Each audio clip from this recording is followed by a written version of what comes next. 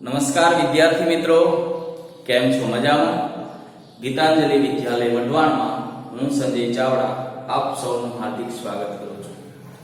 વિદ્યાર્થી મિત્રો, તમે ધોરણ 10માં સફળતાપૂર્વક પાસ થઈ અને ધોરણ 11 કોમર્સમાં આ સ્કૂલની અંદર પ્રવેશ મેળવ્યો છે. તો જે વિદ્યાર્થીઓ અહીં 10માં અભ્યાસ કરતા અને 11મા ધોરણમાં પ્રવેશ મેળવ્યો છે તે વિદ્યાર્થીઓ અને જે વિદ્યાર્થીઓ નવું એડમિશન લીધું છે તમામ વિદ્યાર્થીઓનું 11 કોમર્સમાં ગીતાંજલિ પરિવાર વતી હાર્દિક સ્વાગત કરું છું. વિદ્યાર્થી મિત્રો, તમે 11મા ધોરણમાં કોમર્સની અંદર પ્રવેશ મેળવ્યો છે તો તમારા માટે એક નવો વિષય ભણવાનો રહેશે, એટલે કે અર્થશાસ્ત્ર. આ અર્થશાસ્ત્ર છે એ શું છે? અર્થશાસ્ત્ર શબ્દની વ્યુત્પત્તિ કેવી રીતે થઈ, ક્યાંથી આવ્યો છે આ શબ્દ? આ અર્થશાસ્ત્ર વિશે ભારતીય ચિંતકોનું શું માનવું છે, પાશ્ચાત્ય વિદ્વાનોનું શું માનવું છે, એના વિશે પરિચય મેળવીશું. તેમજ આર્થિક અને બિન આર્થિક પ્રવૃત્તિ કોને કહેવાય, બંને વચ્ચે તફાવત શું છે, એકમલક્ષી અર્થશાસ્ત્ર, સમગ્રલક્ષી અર્થશાસ્ત્ર કોને કહેવાય, આવી બધી બાબતોનો આપણે આ પ્રકરણમાં અભ્યાસ કરીશું. એટલે આપણે શરૂઆત કરીએ ધોરણ 11 અર્થશાસ્ત્ર વિષયમાં. પ્રકરણ 1 અર્થશાસ્ત્ર વિષય પ્રવેશ. તમારા માટે વિષય નવો છે એટલા માટે અહીં ટાઇટલ પણ એવું જ છે કે અર્થશાસ્ત્ર વિષય પ્રવેશ. આ વિષયની અંદર તમે પ્રવેશ કરી રહ્યા છો એટલે પહેલા તો આપણે અર્થશાસ્ત્ર શું છે, કેવી રીતે અસ્તિત્વમાં આવ્યો શબ્દ, એના વિશે ચર્ચા કરીએ. તો વિદ્યાર્થી મિત્રો, સામાન્ય રીતે માણસ છે એ બુદ્ધિશાળી પ્રાણી છે. માણસ છે વિચારી શકે છે, પોતાની આસપાસની પરિસ્થિતિ, પોતાની આસપાસની સમસ્યાઓ, પોતાની આસપાસની જે વ્યવસ્થા છે એનું વર્ગીકરણ કરી શકે છે, એનું વિશ્લેષણ પણ કરી શકે છે. એટલે સામાન્ય રીતે જોઈએ તો પ્રાણીઓમાં બુદ્ધિ હોય પણ પ્રાણીઓ આવું કરી શકતા નથી. પણ મનુષ્ય છે એ પોતાની સમસ્યાઓનું વર્ગીકરણ કરી શકે છે, પોતાની જે આસપાસનું વાતાવરણ છે એનું પણ એ વર્ગીકરણ કરી શકે છે. અને આ માટે મનુષ્યએ પોતાનું જીવન વ્યવસ્થિત અને સુખમય રીતે ચાલે ને એ માટે વિદ્યાર્થી મિત્રો કેટલીક વ્યવસ્થાઓ ઊભી કરી. તો આ વ્યવસ્થાઓ કઈ કઈ હતી? વ્યવસ્થાઓ તો સામાન્ય રીતે આ વ્યવસ્થાઓની અંદર સમાજ વ્યવસ્થા,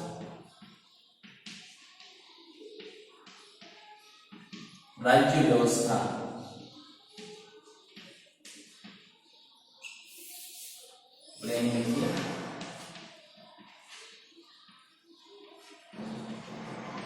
અને ત્રીજું છે અર્થ વ્યવસ્થા.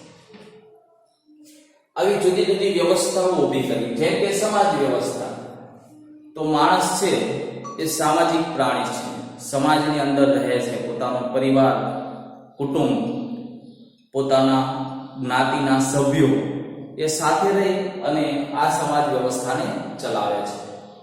રાજ્ય વ્યવસ્થા, તો જેની અંદર રાજા છે એનું કોઈ વિસ્તાર પૂરતું રાજ હોય અને રાજા છે પોતાનું જે રાજ છે વિસ્તારની અંદર એ વ્યવસ્થાપન કરતો હોય, એની સંભાળ રાખતો હોય, જેથી કરી અને રાજ્યના લોકો છે સુખીથી અને આનંદપૂર્વક જીવી શકે, વ્યવસ્થિત રીતે જીવન જીવી શકે એવી વ્યવસ્થા એટલે રાજ્ય વ્યવસ્થા. અને અર્થ વ્યવસ્થા કે જેમાં માણસ છે કોઈ પણ પ્રવૃત્તિ દ્વારા આવક મેળવે અને એ આવકનો પોતાની જરૂરિયાતો મેળવવા માટે ખર્ચ કરી શકે, કામ કરી શકે, પોતાની ભૌતિક સુખ સુવિધાઓ પૂરી કરી શકે, એને જરૂરિયાતની વસ્તુઓ મેળવી શકે એવી વ્યવસ્થા એટલે અર્થવ્યવસ્થા. એટલે આવી જુદી જુદી વ્યવસ્થાઓ છે એ માણસે ઊભી કરી. અને આ માટે માણસે આ જે વ્યવસ્થાઓ છે એને સમજવા માટે આ જે વ્યવસ્થાઓ છે પેઢી દર પેઢી ચાલ્યા કરે પોતાનું જીવન છે સુખમય અને આનંદમય બની રહે, પોતાની સમસ્યાઓનો ઉકેલ લાવી શકે એ માટે જુદા જુદા શાસ્ત્રોની રચના કરી અને એમાંનું એક શાસ્ત્ર એટલે અર્થશાસ્ત્ર, કે જેની અંદર એ વ્યવસ્થિત રીતે જીવી શકે, અર્થોપાર્જન કરી શકે અને સમાજ વ્યવસ્થાને વ્યવસ્થિત રીતે ચલાવી શકે.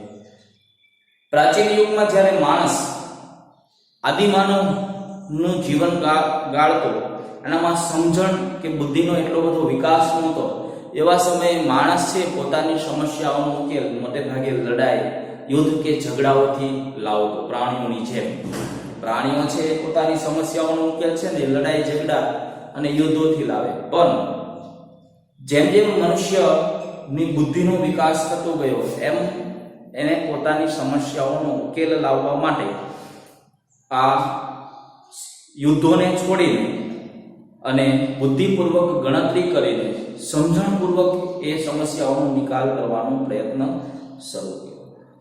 અર્થશાસ્ત્ર છે એ આવું જ એક શાસ્ત્ર છે જે માનવીની આર્થિક પ્રવૃત્તિ અને માનવીના આર્થિક વર્તનનો અભ્યાસ કરે છે. તો અર્થશાસ્ત્ર છે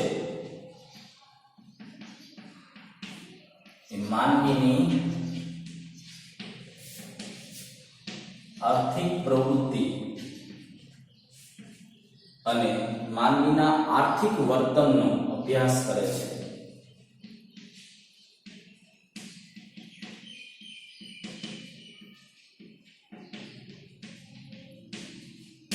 માનવીના આર્થિક વર્તનનો કોણ અભ્યાસ કરે? તો અર્થશાસ્ત્ર. માનવીની આર્થિક પ્રવૃત્તિઓનો અભ્યાસ કોણ કરે? તો કે આ અર્થશાસ્ત્ર.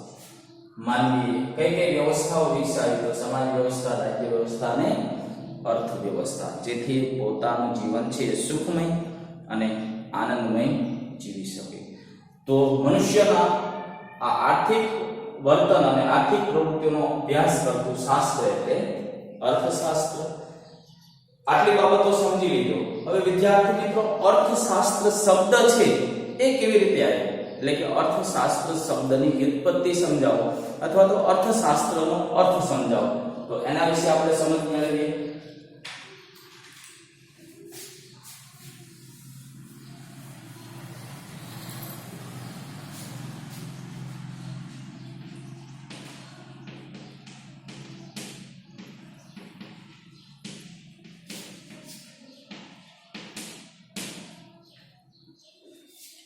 અર્થશાસ્ત્ર શબ્દનો અર્થ, કે અર્થશાસ્ત્ર શબ્દનો શું અર્થ છે, એ શબ્દની વ્યુત્પત્તિ, ક્યાંથી એ શબ્દ આવ્યો? તો સામાન્ય રીતે અર્થશાસ્ત્રનો સાદો અર્થ છે અર્થનું શાસ્ત્ર.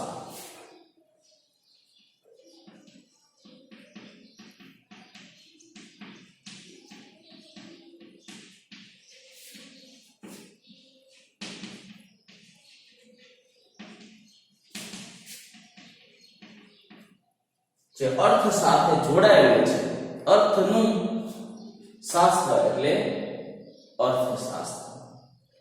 સંસ્કૃતની અંદર, સંસ્કૃતમાં એક શબ્દ છે અર્થ, અને આ અર્થ એટલે ઉદ્દેશ્ય, કશું મેળવવું. તો સંસ્કૃત શબ્દની અંદર થી પણ એક શબ્દ ઉતરી આવ્યો છે કે સંસ્કૃતમાં એક શબ્દ છે કે અર્થ, અને એનો મીનિંગ થાય કે કશુંક મેળવવું. એટલે કશુંક મેળવવું એટલે અર્થ, અને એ અર્થ સાથે જોડાયેલું એટલે અર્થશાસ્ત્ર. એક સંસ્કૃત શબ્દ પરથી પણ આ શબ્દ ઉતરી આવ્યો છે. અંગ્રેજીમાં અર્થશાસ્ત્રને ઇકોનોમિક્સ કહેવામાં આવે છે. ઇકોનોમિક્સ. હવે આ ઇકોનોમિક્સ શબ્દ છે એ ગ્રીક ભાષાના, આ ઇકોનોમિક જે શબ્દ છે એ ગ્રીક ભાષાના ઓઇકોનોમિકોસ આવા શબ્દ પરથી ઉતરી આવ્યો છે. યાદ રાખજો, કયો ગ્રીક ભાષાનો શબ્દ? તો કે ઓઇકોનોમિકોસ. અને ઓઇકોનોમિકોઝ શબ્દ પરથી અંગ્રેજી શબ્દ ઇકોનોમિક્સ, જેને આપણે અર્થશાસ્ત્ર કહીએ છીએ, આ શબ્દ ઉતરી આવ્યો છે. હવે આ જે શબ્દ છે એ શબ્દના બે ભાગ છે, ઓઇકોઝ અને નોમિસ. ઓઇકોઝ અને નોમોસ બે શબ્દ મળી અને ઓઇકોનોમિકોઝ આ શબ્દ બને છે, જેમાં ઓઇકોઝ નો અર્થ થાય છે ઘર વખરી, જેને આપણે સરસામાન પણ કહીએ. ઘર વખરી કે સરસામાન, ઘરનો સામાન કે ઘર વખરી. અને આ ઘર વખરીનું વ્યવસ્થાપન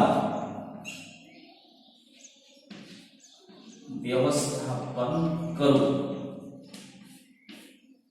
નોમિઝનો અર્થ થાય છે વ્યવસ્થાપન કરવું. તો બે શબ્દોને મેળવીએ એટલે કે ઘર વખરીનું વ્યવસ્થાપન એટલે અર્થશાસ્ત્ર. તો આ રીતે વિદ્યાર્થી મિત્રો જુદા જુદા રીતે આ અર્થશાસ્ત્ર શબ્દ છે એ ઉતરી આવ્યો છે. ફરીથી સમજી લઈએ. અર્થશાસ્ત્રનો સાદો અર્થ છે અર્થનું શાસ્ત્ર. અર્થ માટેનું શાસ્ત્ર એટલે અર્થશાસ્ત્ર. સંસ્કૃતમાંથી એક શબ્દ ઉતરી આવ્યો અર્થ. આ અર્થ શબ્દ એટલે શું? તો કે ઉદ્દેશ્ય, કશુંક મેળવવું, એવો સંસ્કૃતમાં એનો અર્થ થાય છે. એક શબ્દ છે અંગ્રેજીમાં ઇકોનોમિક્સ. આ ઇકોનોમિક્સ શબ્દ મૂળ ગ્રીક ભાષામાંથી આવેલો છે અને એ ગ્રીક ભાષાના કયા શબ્દમાંથી આવેલો છે? તો ઓઇકોનોમિકોસ. અને ઓઇકોનોમિકોઝ શબ્દ બે શબ્દોનો બનેલો છે, ઓઇકોઝ, નોમોસ. ઓઇકોઝ નો અર્થ થાય ઘર વખરી કે સરસામાન, નોમોસ નો અર્થ થાય વ્યવસ્થાપન કરવું, એટલે કે ઘર વખરીનું વ્યવસ્થાપન કરવું એટલે અર્થશાસ્ત્ર. તો આ રીતે અર્થશાસ્ત્ર શબ્દની ઉત્પત્તિ થઈ છે. વિદ્યાર્થી મિત્રો, હવે આપણે આગળ ભારતીય ચિંતન વિશે અભ્યાસ કરીએ કે અર્થશાસ્ત્ર વિશે ભારતીય ચિંતનના શું વિચારો છે.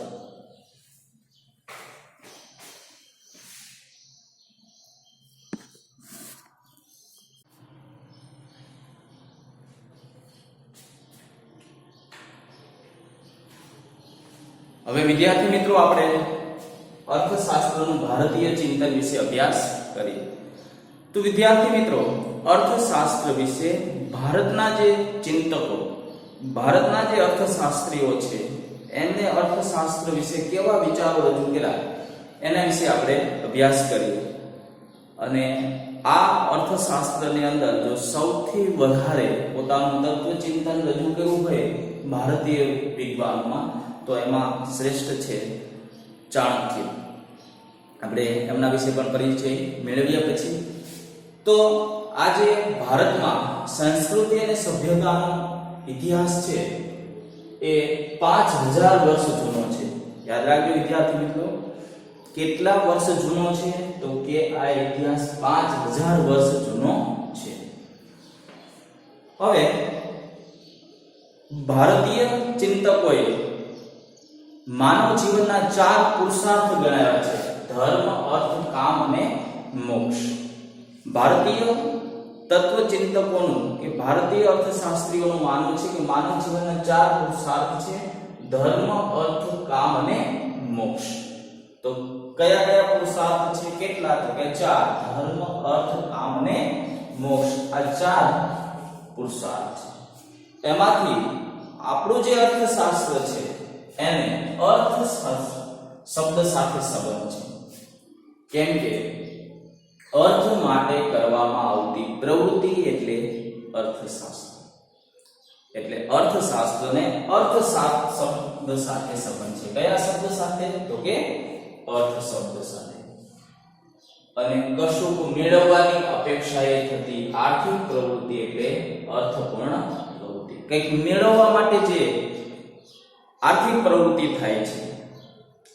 તો આવી આર્થિક પ્રવૃત્તિ એટલે અર્થપૂર્ણ પ્રવૃત્તિ એવું આ ભારતીય અર્થશાસ્ત્રીઓનું માનવું છે કે કશું મેળવવા માટે જે આર્થિક પ્રવૃત્તિ થાય છે એને અર્થપૂર્ણ પ્રવૃત્તિ કહેવામાં આવે છે. અને મનુષ્ય પોતાના જીવન નિર્વાહ અને ભૌતિક સુખની પ્રાપ્તિ માટે અર્થોપાર્જન કરવું એ માણસનું કર્તવ્ય છે. માણસનું કર્તવ્ય શું છે? તો યાદ રાખજો કે પોતાના જીવન નિર્વાહ અને ભૌતિક સુખની પ્રાપ્તિ માટે અર્થોપાર્જન કરવું એ માણસનું કર્તવ્ય છે. એટલે આ માણસનું કર્તવ્ય બતાવ્યું છે કે માણસે પોતાની સુખની પ્રાપ્તિ માટે અર્થોપાર્જન એટલે કે કમાવવું જોઈએ, કારણ કે એ અર્થથી જ એ પોતાની જરૂરિયાતો સંતોષી શકશે, પોતાની જરૂરિયાતની વસ્તુઓ મેળવી શકશે. એટલે માણસે આ રીતે કાર્ય દ્વારા અર્થોપાર્જન કરવું જોઈએ. આશરે 2500 વર્ષ પહેલા, યાદ રાખજો કેટલા વર્ષ પહેલા? 2500 વર્ષ પહેલા કૌટિલ્ય, જેમનું બીજું નામ, કૌટિલ્યનું બીજું નામ શું હતું? તો કે ચાણક્ય, એમણે આર્થિક પ્રવૃત્તિનું ચિંતન રજૂ કર્યું પોતાના અર્થશાસ્ત્ર નામના ગ્રંથમાં. આ અર્થશાસ્ત્ર નામનો એમનો ગ્રંથ હતો અને એની અંદર એમને આ આર્થિક પ્રવૃત્તિનું ચિંતન રજૂ કર્યું હતું. કૌટિલ્ય, જેમનું બીજું નામ ચાણક્ય હતું કે છે. તો આજે કૌટિલ્ય છે એ એમનું મૂળ નામ હતું વિષ્ણુગુપ્ત. ચાણક્યના પુત્ર હોવાથી ચાણક્ય કહેવાયા અને કૂટનીતિજ્ઞ હોવાથી એ કૌટિલ્ય કહેવાયા. આ કૌટિલ્ય છે એ મૌર્ય વંશ સાથે જોડાયેલા છે. કૌટિલ્યએ પોતાનો અભ્યાસ છે એ પ્રાચીન વિદ્યાપીઠોમાંની એક એવી તક્ષશિલા વિદ્યાપીઠમાંથી એમણે અભ્યાસ કર્યો હતો. અને આજે ચાણક્ય છે એ ખૂબ જ કૂટનીતિજ્ઞ હતા, બહુ જ કૂટનીતિઓ કરતા અને વિચાર શક્તિ બહુ તીવ્ર હતી. અને એમણે મૌર્ય વંશને બચાવવામાં પોતાનો મહત્વનો ફાળો આપ્યો. જ્યારે સિકંદરે ભારત પર ચડાઈ કરી એવા સમયે ભારતની અંદર પૂર્વ રાજાનું રાજ હતું. હવે આ સિકંદરે જ્યારે ચડાઈ કરી ત્યારે પૂર્વ રાજા એની સામે એને ભારતમાં આવવા ન દેવા માટે તત્પર હતા, પરંતુ ચાણક્યને એવું લાગ્યું કે કોઈ એક રાજથી એ સિકંદર છે એનું આક્રમણ રોકી શકાય એવું નથી. ત્યારે એવા સમયે એ મગધ એ સમયે સૌથી શક્તિશાળી રાજ્ય હતું, પણ એનો જે રાજા હતો ધનાનંદ, નંદ વંશનો રાજા, એ ખૂબ જ ક્રૂર, અભિમાની અને નિરંકુશ રાજા હતો. છતાં પણ આ ચાણક્ય છે એને મનાવવા માટે ગયા કે પૂર્વ રાજાની સહાય કરે જેથી સિકંદરને ભારતમાં આવતો રોકી શકાય. પણ એ અભિમાન અને નિરંકુશ રાજાએ આ ચાણક્યની વાત સાંભળીને એને ઉલટાનું ચાણક્યને એના રાજમાંથી ધક્કો મારી અને કાઢી મૂક્યા અને રાજ્ય છોડી જવા માટેનો આદેશ આપ્યો. એટલે ક્રોધે ભરાયેલા ચાણક્યએ એ સમયે પ્રતિજ્ઞા લીધી કે જ્યાં સુધી નંદ વંશનો નાશ નહીં કરું, આ ધનાનંદને ગાદી પરથી હટાવીશ નહીં, ત્યાં સુધી મારી શિખા નહીં બાંધું. શિખા એટલે જે બ્રાહ્મણો જે પેલાના સમયમાં ચોટી રાખતા એ શિખા કહેશે, હું બાંધીશ નહીં. અને ત્યાંથી ચાલ્યા ગયા. એ જંગલની અંદર જતા હતા એવા સમયે એમને જંગલમાં કેટલાક બાળકોને રાજ્ય વ્યવસ્થાનું દ્રશ્ય જોયું. એટલે કે કેટલાક બાળકો છે રાજ્યની રમત રમી રહ્યા હતા. એક બાળક છે રાજ કરતો, બધાને આદેશ આપતો, રાજ્ય વ્યવસ્થા વિશે વાતો કરતો. અને એના ઉપરથી એમને લાગ્યું કે આ બાળક છે એ ખરેખર મહાન બનશે અને એ આ નંદ વંશનો નાશ કરવામાં મને સહાય કરશે.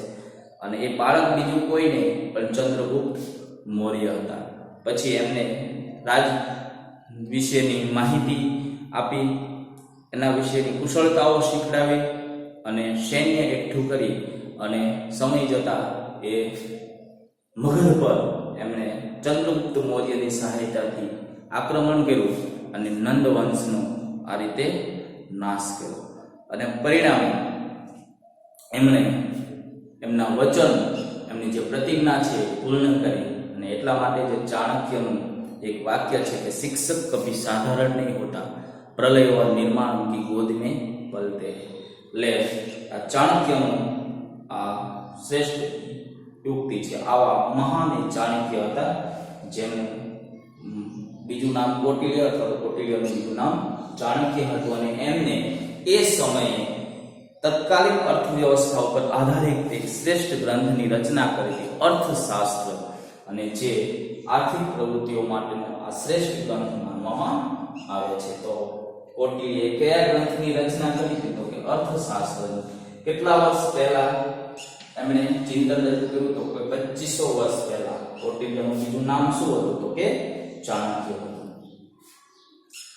કૌટિલ્યએ આ ચાણક્યએ અર્થશાસ્ત્રની એક વ્યાખ્યા આપી છે કે કૌટિલ્યના મતે મનુષ્યની વૃત્તિ અર્થ છે. મનુષ્યની મૂળ વૃત્તિ શું? કે કમાવું, મેળવવું, અર્થ. અને મનુષ્યના વસવાટ વાળી ભૂમિ એ અર્થ છે.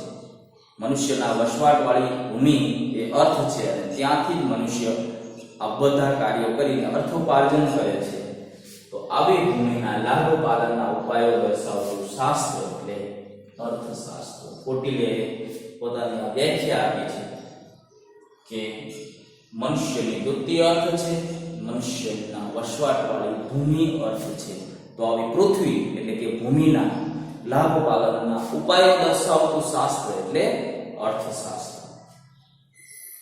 ભારતીય જે ચિંતન છે, ભારતીય અર્થશાસ્ત્રીઓ છે, એમને આર્થિક પ્રવૃત્તિ માત્ર અર્થ પર કેન્દ્રિત ન રહેતા, એટલે કે માત્ર કમાવું, અર્થ ઉપાર્જન કરવું એના પર જ કેન્દ્રિત નહીં કરતા, એમને માનવ કલ્યાણનો પણ સાથે સાથે વિચાર કર્યો છે. ભારતીય ચિંતનમાં ચાણક્યના અર્થશાસ્ત્રમાં નીતિશાસ્ત્રની અસર જોવા મળે છે. બહુ વિદ્યાર્થી મિત્રો યાદ રાખજો કે ચાણક્ય અર્થની બાબતનો વિચારની સાથે સાથે નીતિજ્ઞ બાબતો, નીતિશાસ્ત્રનો પણ વિચાર કર્યો છે. એટલે જ કૌટિલ્યનું જે અર્થશાસ્ત્ર છે ને એમાં નીતિશાસ્ત્રની અસર જોવા મળે છે. કયા શેની અસર જોવા મળે છે? તો કે નીતિશાસ્ત્રની અસર એની અંદર જોવા મળે છે. ચાણક્યએ રાજાશાહી વ્યવસ્થા અને કૃષિ વ્યવસ્થાને ધ્યાનમાં રાખીને આર્થિક બાબતોનું માર્ગદર્શન આપ્યું છે. રાજ્ય વ્યવસ્થા અને કૃષિ વ્યવસ્થાને ધ્યાનમાં રાખીને આર્થિક પ્રવૃત્તિ કે આર્થિક બાબતોનું વિશ્લેષણ કર્યું છે. તો વિદ્યાર્થી મિત્રો આ રીતે ભારતીય ચિંતકોએ, ભારતીય અર્થશાસ્ત્રીઓએ અર્થશાસ્ત્ર વિશે પોતાના વિચારો રજૂ કર્યા. ચાણક્યના વિચારો છે એ મુખ્ય છે. આપણે આવતા વિડીયોમાં પાશ્ચાત્ય વિદ્વાનોના વિચારો વિશે અભ્યાસ કરીશું. જય હિન્દ.